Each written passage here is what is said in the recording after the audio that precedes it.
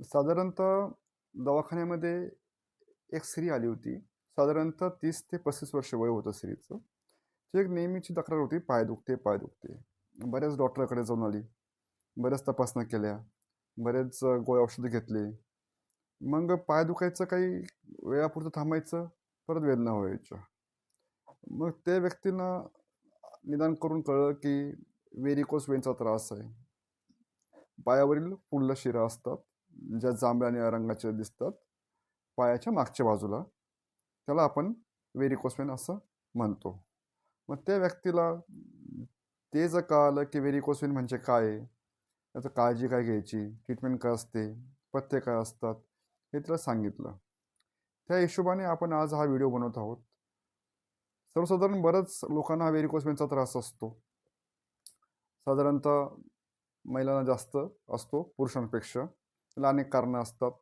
आपण त्याची लक्षणं बघणार आहोत, कारण बघणार आहोत. काय उपचार आहेत, काय प्रतिबंध आहेत, काय तपासण्या आहेत. या व्हिडिओच्या मार्फत आपण संपूर्ण माहिती घेणार आहोत. तर कृपया करून हा व्हिडिओ स्किप करू नका.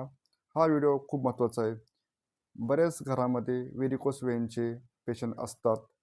त्यामुळे हे व्हिडिओ नक्की बघा. आपला आजचा विषय व्हेरिकोस वेन.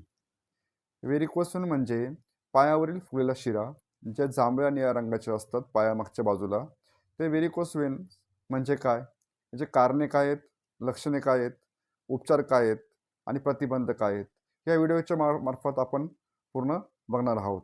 नमस्कार, स्वागत आहे आपल्या यूट्यूब चॅनलवर हेल्थ टॉक्स अँड टिप्स. आजचा आपला विषय तुम्हाला सांगितलंच आहे, व्हेरिकोस वेन, कारणे, लक्षणे, काळजी, उपाय. तर आपण बघूया सर्वप्रथम व्हेरिकोस वेन म्हणजे काय? व्हेरिकोस वेन म्हणजे कसं असतं, की ते पायाच्या मागच्या बाजूला जे पायामागे जे पायावरील फुगलेले शिरा असतात, ज्यांचा रंग निळा किंवा जांभळा दिसतात बारीक-बारीक. काही प्रमाणात जुनं असेल तर फुगलेल्या शिरा जास्त मोठे दिसतात. त्याला आपण व्हेरिकोस वेन असं संबोधतो. व्हेरिकोस वेन म्हणजे पायामधील पायामधील शिरांचा फुगणे, नसांचं फुगणे, वेन्स म्हणतो आपण त्याला. म्हणून त्याला नाव आहे व्हेरिकोस वेन. तर व्हेरिकोस म्हणजे तिरपे-तारपे, वेन्स म्हणजे पायाचं. तर वेन्स फुगतात, ते वाकड्या-तिकड्या दिसतात, निळ्या-जांभळ्या दिसतात. हे सहसा पायामध्ये दिसतं. त्यामुळे आपण याला व्हेरिकोस वेन म्हणतो. कारण शिरामधील वेनमध्ये जे वॉल्स असतात ना, हे वॉल्स कमकुवत होतात आणि कमकुवत वॉल्समुळे रक्त खाली साचते व त्वचेवर निळसर रंगाचं किंवा जांभळ्या रंगाचे हा नसा दिसतात. हा आजार मुख्यतः पायामध्ये असतो. कारण की पायातील शिरांना गुरुत्वाकर्षण विरुद्ध रक्त वर हृदयाकडे पाठवावे लागते आणि आपल्या शिरांमध्ये काही वेन्स असतात, जे शिरामधील वेन्स किंवा शिरामध्ये किंवा काही वेन्समध्ये छोटे वॉल्स असतात. ते वॉल्सचं काम असतं, की रक्त हृदयाकडे पाठवायचं आणि खाली पुन्हा रक्त येऊ द्यायचं नाही. रक्त वर पाठवायचं आणि खाली येऊ देत नाही. ते वॉल्स त्यांचं काम करतात. पण जेव्हा हे वॉल्स कमजोर होतात, मग रक्त खाली साचते. खालच्या वेन्सवरती किंवा खालच्या शिरामध्ये प्रेशर येतो आणि शिरामध्ये दाब वाढतो. हे दाब वाढल्यामुळे शिरा फुगतात आणि मग व्हेरिकोस वेन तयार होतात. आता आपण बघणार आहोत बहुध्यायचं लक्षणं काय असतात, कारणे काय असतात, प्रतिबंध काय असतात. तर सर्वप्रथम लक्षणे असतात त्याचे, की पायावरील मागच्या बाजूला आपल्या ज्या शिरा असतात ते जांभळ्या रंगाच्या किंवा निळ्या रंगाच्या दिसतात. पाय जड वाटतो, पायांना बऱ्याच वेळेस सूज येते. वेदना किंवा जळजळ होणे हा बऱ्याच रुग्णांमध्ये आढळून आलेले लक्षणं आहेत. कधी-कधी त्या पायांच्या मागे त्या नसांवर ताण पडल्यावरती, ते नसांमध्ये प्रेशर पडल्यावरती खाजवी येते.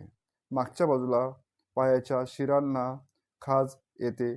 उभं राहिल्यावर किंवा चालल्यावर जास्त करून रुग्णांना त्रास होतो. आता हा आपण बघितलंय की पुरुषांपेक्षा महिलांना हा त्रास अधिक प्रमाणात जाणवतोय. त्याची आपण कारणे काय आहेत ते बघूया. ते जास्त वेळ जे उभे राहतात, त्यांना हा प्रामुख्याने त्रास जाणवतो किंवा हा आजार होतो. जे व्यक्ती वजने जाडे आहेत, ज्यांचं वजन जास्त आहे, स्थूलपणा जास्त आहे, ओबेसिटी आहे, त्या व्यक्तींना हा त्रास प्रामुख्याने जाणवतो. नंतर आहे गर्भधारण्यामध्ये. गर्भधारण्यामध्ये बऱ्याच वेळेस प्रेशरमुळे, कमरेच्या प्रेशरमुळे किंवा पोटाचा पुढे साईज वाढल्याने, गर्भधारण्यामुळे, तर असं व्हेरिकोस वेन्सचं लक्षणं हे बऱ्याच स्त्रींना आढळून येतं. नंतर आहे आनुवंशिकता.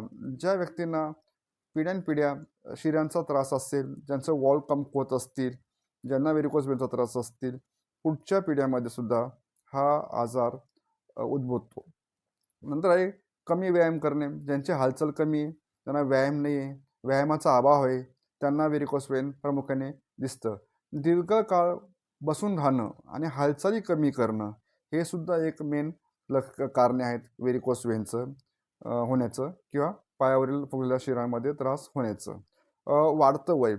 काही काही लोकांना 40-50 नंतर वाढत्या वयामध्ये व्हेरिकोस वेनचा त्रास उद्भवतो. नंतर जेव्हा पायावर प्रेशर वाढतो तेव्हा एक व्हेरिकोस वेनचा त्रास वाढतो.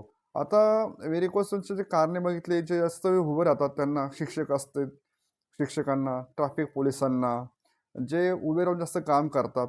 आता स्टाफ नर्स म्हटल्यावरती हॉस्पिटलमध्ये 8-8 तास स्टँडिंग ड्युटी असते. अशा व्यक्तींना हा त्रास प्रामुख्याने जाणवतो किंवा होतोच. आता याच्यामध्ये तपासणी हा विषय आहे. आता आपण लक्षणे बघितलेत, कारणे बघितलेत. आता आपण तपासणी काय आहेत? व्हेरिकोस वेन्ससाठी एक सोनोग्राफी असतात, त्याला व्हेनस डॉपलर अल्ट्रासाऊंड असं म्हणतात. पायांचे नसांची सोनोग्राफी करावी लागते. आणि एक असते वेन मॅपिंग. ते कितपर्यंत त्याचा प्रभाव आहे वेनमध्ये, त्याला वेन मॅपिंग तपासणी असते. याचा दुष्परिणाम असतो की जर आपण लक्ष दिलं नाही, याच्या वेळेस ट्रीटमेंट घेतली नाही, तर पायाला जखम होतात. त्याला आपण व्हेनस अल्सर असं म्हणतो.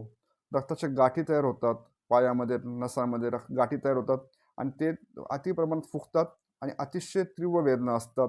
चालताना खूप त्रास होतो. नंतर रक्तस्राव. कधी कधी ते नसांवर अति प्रेशर असेल आणि खूप टमलेले, खूप फुगलेले नसा असतील, त्या नसांवरचं वेळेत उपचार झाले नाही, त्याचं प्रमाण वाढत गेलं, तर कधी कधी काही रुग्णामध्ये रक्तस्राव हा होऊ शकतो किंवा होतोच. आता आपण सगळ्यात महत्त्वाचा भाग बघणार आहोत, उपचार. सगळ्यात महत्त्वाचं आहे जीवनशैलीमध्ये बदल करा. जास्त वेळ उभं राहणं टाळा. नियमित चालण्याची सवय ठेवा. जे स्टँडिंग असतात त्यांनी मध्ये मध्ये हालचाली करणं पाहिजे. थोडंफार अप अँड डाऊन उपस केली पाहिजे. चालायला नेहमी चालण्याची सवय ठेवली पाहिजे किंवा सकाळी व्यायामामध्ये वॉकिंग 20 मिनटं तर 30 मिनटं ही ठेवली गेली पाहिजे. जीवनशैलीमध्ये काही बदल केले तर नक्कीच याच्यामध्ये फरक पडतो किंवा जो झालेला त्रास आहे तो वाढत नाही. वजन कमी करणे. अतिस्थूल व्यक्तीमध्येही व्हेरिकोस वेनचं प्रमाण प्रामुख्याने दिसून येतं. त्याच्यामुळे वजन कमी करणं हा खूप महत्त्वाचा उपाय आहे. नंतर कॉम्प्रेशन स्टॉकिंग म्हणून असतात. आता कॉम्प्रेशन स्टॉकिंग म्हणजे पायांना गुडघ्यापर्यंत किंवा मांडीपर्यंत मोजे असतात. ते मोजे पायावरील दाब कमी करतात, कॉम्प्रेस करतात आणि रक्तप्रवाह वाढवतात. त्यामुळे ह्या आजाराचे पुढचे दुष्परिणाम होत नाही. स्टॉकिंग्समुळे किंवा कॉम्प्रेशन स्टॉकिंगमुळे ग्रेड 1 स्टॉकिंग घ्यायचे चांगल्या कंपनीचे. ते स्टॉकिंग्स काहींना जर पायाखाली गुडघ्याखाली असतील तर गुडघ्याखालीचे स्टॉकिंग घ्या. ज्यांना मांडीपर्यंत गुडघ्याच्या मागे दिसतील त्यांनी मांडीपर्यंत स्टॉकिंग घ्या. त्याला ग्रेड 1 स्टॉकिंग्स म्हणतात, कॉम्प्रेसिव्ह स्टॉकिंग्स म्हणतात. ह्या स्टॉकिंग्स वापरल्यामुळे रक्तप्रवाह वाढतो, दाब कमी करतात आणि पुढे होणारे दुष्परिणाम हे टाळता येतात. त्याच्यामुळे कॉम्प्रेशन स्टॉकिंग हा एक खूप छान सुंदर उपाय आहे आणि उपचाराचा महत्त्वाचा भाग आहे. बाकीचे उपचार आहेत. स्क्लेरोथेरपी आहे. स्क्लेरोथेरपी म्हणजे फुगलेल्या शिरांमध्ये औषध देऊन त्या बंद केल्या जातात आणि ते बंद इंजेक्शनद्वारे ते केले जातात. त्याला स्क्लेरोथेरपी असं म्हणतात. लेझर ट्रीटमेंट असते. शक्यतो हे जास्त प्रमुख आता चालू आहे. लेझर ट्रीटमेंटचे जे ट्रेड चालू आहे टेक्नॉलॉजीप्रमाणे. लेझर ट्रीटमेंटमध्ये लेझरच्या साहाय्याने खराब शिरा बंद केल्या जातात आणि पेशंटला बऱ्यापैकी आराम मिळतो. गंभीर रुग्णांमध्ये अतिशय तीव्र व्हेरिकोस वेनचा त्रास असेल, लक्षणं अतिशय जास्त असतील, तर त्या रुग्णांमध्ये ऑपरेशन करावे लागतात. आता हल्ली खूप लोकांचं ऑपरेशन होतात. नवीन टेक्निक्स आहेत, लेझर्स आहेत. घाबरण्याचं काही कारण नाही. आणि जीवाला किंवा खूप गंभीर आहे, खूप सिरियस आहे असंही काही नाही. उलटं कॉम्प्लिकेशन होऊ नये, अति दुष्परिणाम होऊ नये, जीवाशी काही जीवावर बेतू नये म्हणून हे ऑपरेशन केलेलं कधीही योग्य असतं, चांगलं असतं. ते गंभीर रुग्णामध्ये ऑपरेशन करावं लागतात. कधी ऑपरेशन करून IVC फिल्टर्स बसवावे लागतात. IVC फिल्टर्स असं असतं, इंटरव्हेना किंवा केव्हाचे फिल्टर असतात. छोटे जाळीसारखं एक उपकरण असतं, ते बसवलं जातात. जेणेकरून रक्तातील काही गाठी असतील, काही गुठळी असतील, काही क्लॉट असतील, तो फुफ्फुसात जाऊ नये व जीवावर काही बेतू नये. त्याच्यामुळे असे काही ट्रीटमेंटचा हा भाग असतो. तर असे लक्षण तुम्हाला आढळल्यास तुमच्या फॅमिली फिजिशियनच्या मार्फत सर्जन्सना दाखवा. जे याच्यात स्पेशलिस्ट असतात, वॅस्क्युलर सर्जन्स असतात, त्यांचा संपर्क करा, तपासण्या करा आणि हा आजार जो 100% बरा होणार आहे त्याचे उपचार घ्या. हा व्हिडिओ आपल्या आप्तेष्टांना, नातेवाईकांना सगळ्यांना शेअर करा, जेणेकरून काही कॉम्प्लिकेशन होण्याआधी आपण सावध राहू व नक्की बरे होऊ.